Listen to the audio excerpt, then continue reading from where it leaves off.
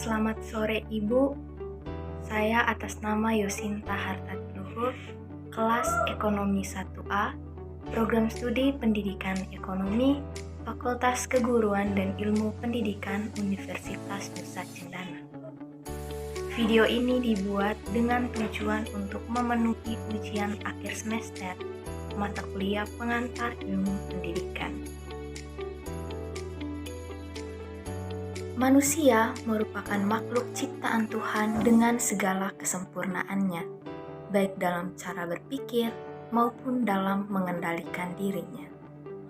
Karena manusia dibekali oleh akal budi, pikiran, potensi, serta talenta, maka manusia membutuhkan pendidikan untuk mengembangkan hal tersebut atau mengembangkan kehidupannya dan untuk memuaskan rasa keingintahuannya. Pendidikan merupakan suatu proses pembelajaran yang di dalamnya berisikan pengetahuan dan juga keterampilan yang diwariskan dari generasi ke generasi atau secara turun-temurun dengan tujuan untuk membentuk karakter seseorang, mengembangkan pola pikir, mengasah intelektual, serta mengembangkan segala potensi yang ada dalam diri seseorang. Berbicara tentang permasalahan pendidikan yang ada di Kota Kupang, Kota Kupang merupakan salah satu kota yang berada di Provinsi Nusa Tenggara Timur, yang juga tidak luput dari berbagai permasalahan dalam dunia pendidikan. Berikut, saya akan menguraikan beberapa permasalahan dalam dunia pendidikan di Kota Kupang. Permasalahan yang pertama, fasilitas serta sarana dan juga prasarana yang belum memadai di setiap sekolah-sekolah di Kota Kupang. Ini merupakan permasalahan yang serius dalam dunia pendidikan. Yang pertama, kita berbicara tentang gedung sekolah dan juga ruang kelas.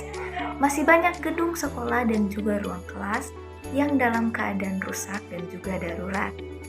Lalu yang kedua, berkaitan dengan bahan belajar. Sekolah-sekolah belum bisa menyediakan secara lengkap bahan belajar.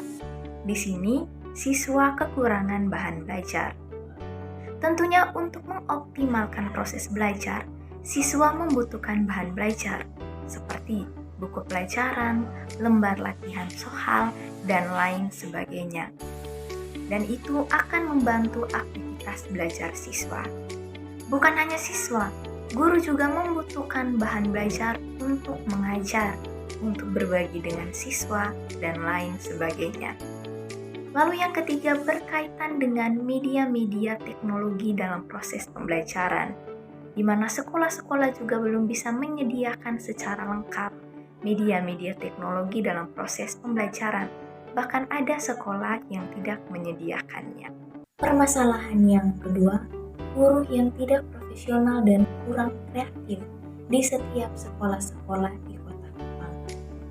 Guru memiliki peran penting dalam membentuk karakter siswa, di mana guru harus bisa mendidik, membina, serta membimbing siswa. Lalu berkaitan dengan permasalahan guru yang tidak profesional dan kurang kreatif, merupakan permasalahan yang serius dalam dunia pendidikan, di mana guru yang tidak profesional, cara mengajarnya tidak baik, bahkan mengajar tidak sesuai dengan basicnya, intinya bisa hadir di kelas.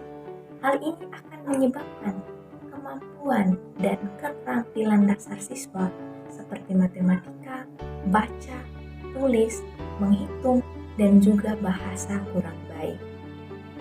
Lalu berkaitan dengan guru yang kurang kreatif, masih banyak di sekolah-sekolah guru yang kurang kreatif, di mana tidak bisa atau tidak mampu menciptakan metode pembelajaran yang menarik atau yang baik, sehingga cenderung membuat minat belajar siswa menurun dan bahkan siswa akan malas untuk belajar. Permasalahan yang ketiga, dana pendidikan yang kurang. Ini menyebabkan masyarakat yang kurang mampu tidak mendapatkan pendidikan yang layak, dan juga siswa cenderung tidak bisa mengenyam bangku pendidikan yang lebih tinggi, padahal sangat penting untuk didapatkan. Dan permasalahan yang keempat, prestasi siswa yang rendah di setiap sekolah di Kota Kupang. Penyebab dari rendahnya prestasi siswa ini dikarenakan siswa malas belajar dan juga tidak ada motivasi. Ditambah dengan fasilitas dan sarana dan prasarana yang belum memadai, serta cara mengajar guru yang kurang baik dan juga tidak kreatif. Baik, itulah beberapa permasalahan pendidikan yang terjadi di Kota Kupang. Setelah mengetahui permasalahan tersebut dan untuk mengatasinya, saya menawarkan beberapa solusi. Yang pertama, sebaiknya sekolah-sekolah harus menyediakan atau memperbaiki fasilitas-fasilitas yang belum memadai dan juga sarana dan prasarana, baik itu gedung sekolah, ruang kelas, bahan belajar, media-media teknologi yang tentunya untuk membantu proses pembelajaran siswa. Yang kedua, meningkatkan kembali kualitas guru yang dilakukan dengan beberapa cara. Yang pertama, memperbanyak membaca. Yang kedua, mengikuti kursus pendidikan.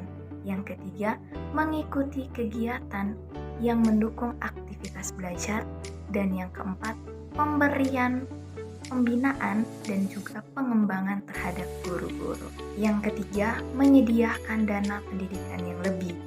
Dengan begini, maka siswa akan mendapatkan pendidikan yang layak dan juga siswa bisa melanjutkan pendidikan ke jenjang yang lebih tinggi.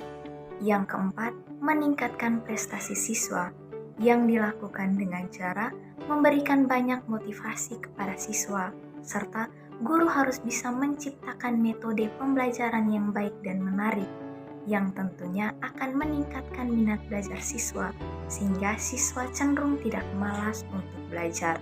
Dengan begitu, maka prestasi siswa dengan sendirinya akan meningkat. Itu saja dari saya, sekian dan terima kasih.